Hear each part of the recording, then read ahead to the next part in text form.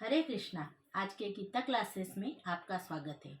पिछले एपिसोड में हमने आत्मा के स्वरूप स्थिति के बारे में आलोचना की। आज हम जानेंगे कि आत्मा और शरीर के अंदर संबंध क्या है।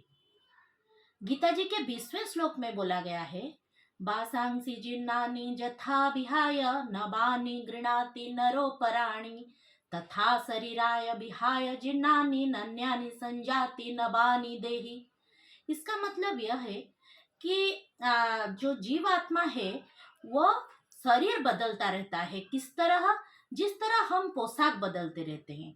जब आत्मा के लिए शरीर अनुपयोगी हो जाता है, वृद्ध हो जाता है, नष्ट हो जाता है, रोग से ग्रसित हो जाता है, तो इसी परिस्थिति में जाकर आत्मा क्या करता है? शरीर का परिवर्तन करता है। तो इसी तरह बहुत सारे शरीर आत्मा परिवर्तन कर चुके हैं। एक शरीर के अंदर कितने आत्मा हैं? एक शरीर के अंदर 2 आत्मा है। एक है अणु आत्मा अर्थात हमारा जो आत्मा, और एक परमात्मा भी है। तो ये किस तरह रहते हैं? ये अणु आत्मा और परमात्मा शरीर के अंदर किस तरह रहते हैं? जैसे एक वृक्ष में 2 पंछी बैठे हैं और अणु आत्मा क्या करता है ना, वो जो परमात्मा वाला पंछी है उसके तरफ पीठ करके उसको पीछे रख के जो सांसारिक वृक्ष के फलों को चख रहा है और उसमें आनंदित हो रहा है।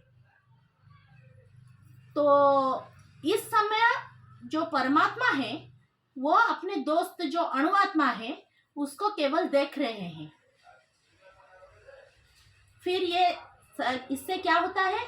इससे ये चक्कर, जब ये शरीर नष्ट हो जाता है, फिर वो आत्मा उस वृक्ष से जाकर और एक वृक्ष में स्थापित होता है। तो वृक्ष है हमारा शरीर। इस शरीर के अंदर 2 आत्मा है, एक अणु आत्मा और एक परमात्मा। ये गीता में बताया गया है। तो फिर कब इस अणु आत्मा को इस भोगों से मुक्ति मिलेगी?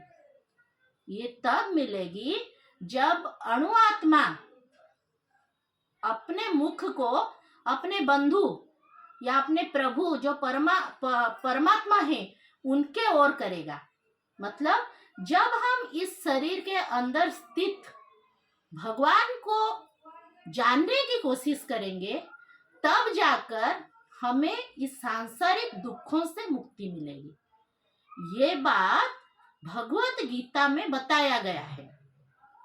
तो आज के इस वीडियो से हमें यह ज्ञान हुआ कि इस शरीर को वासांसी जीर्णानि जथा विहाय, जिस तरह से जीर्ण शीर्ण वाला जो कपड़ा है हम उसको बदल देते हैं, नए कपड़े ले लेते हैं, नए पोशाक ले लेते हैं, ठीक उसी तरह जब शरीर वासांसी जीर्णानि जथा विहाय नवानि गृणाति नरो पराणि, नए नए पोशाक हम परिधान करते हैं, सुंदर सुंदर पोशाक, ठीक उसी तरह तथा शरीराय विहाय जीर्णानि, जब शरीर जीर्ण हो जाता है, नवानि संजाति नान्यानि संजाति नवानि देहि, ये फिर अन्य नए शरीर को धारण करता है आत्मा।